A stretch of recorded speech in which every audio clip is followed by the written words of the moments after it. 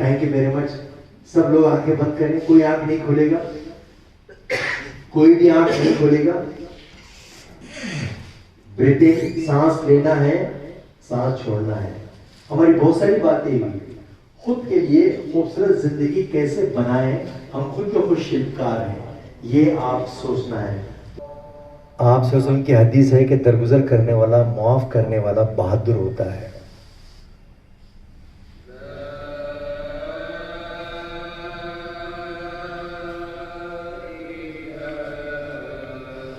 मुझे बहादुर बनना है।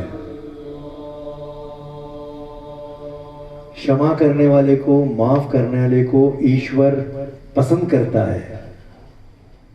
ये गम का, अंधेरे का बोझ लेकर मैं तरक्की नहीं कर सकता, न मेरी औलाद तरक्की कर सकती है। ये जंग जीतनी है तो मुझे बहादुर बनना होगा। आप सोचो की हदीस है कि दरगुजर करने वाला, माफ करने वाला बहादुर होता है।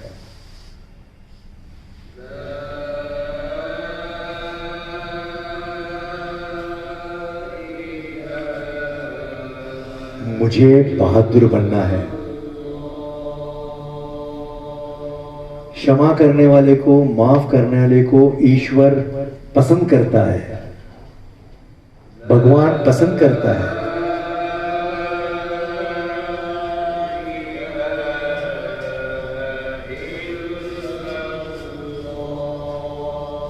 जरा विचार कीजिए, जिस किसी ने आपकी गिबत की, चुगली की, बॉस को गलत बोला आपके बारे में, और आपको मालूम है ये आपका दुश्मन है, आज उसको माफ कर देना है।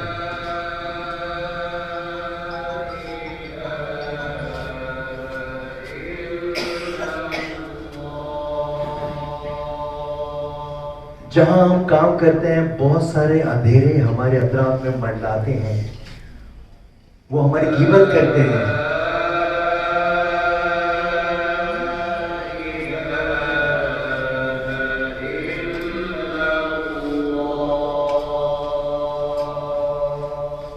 आज को माफ कर देना है ताकि वो ईश्वर अल्लाह हम पर खुश हो जाए।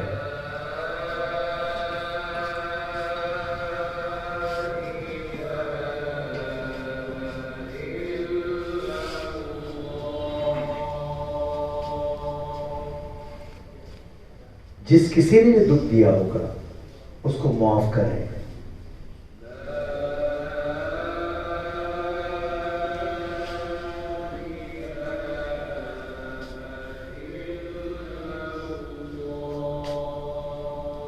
जिस किसी ने जो तकलीफ दी है, पहले उसको याद करें क्या किया था उसने, ऊपर उस पर आप गुस्सा हैं और उसको माफ कर देना है और बहादुर बनना है। मैं हीरा हूं, ये चैलेंजेस मुझे चमकाने के लिए आते हैं।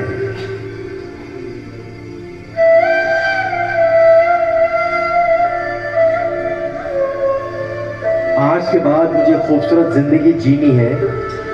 जो खूबसूरत जिंदगी जीता है वही औरों को खूबसूरती दे सकता है।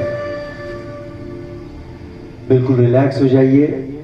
इस दुआ के साथ, न उरूज दे न ज़वाल दे, मुझे बस इतना कमाल दे, मैं सभी के काम आ सकूं, मैं सभी के काम आ सकूं। मेरे जहन में तेरी फिक्र हो, मेरी सांस में तेरा जिक्र हो, तेरा खौफ मेरी नजात हो, सभी खौफ दिल से निकाल दे। तेरी बारगाह में खुदा मैं शब रोज़ दुआ करूं, तू रहीम है, तू करीम है, तेरी शान है जल्ले जलालहू।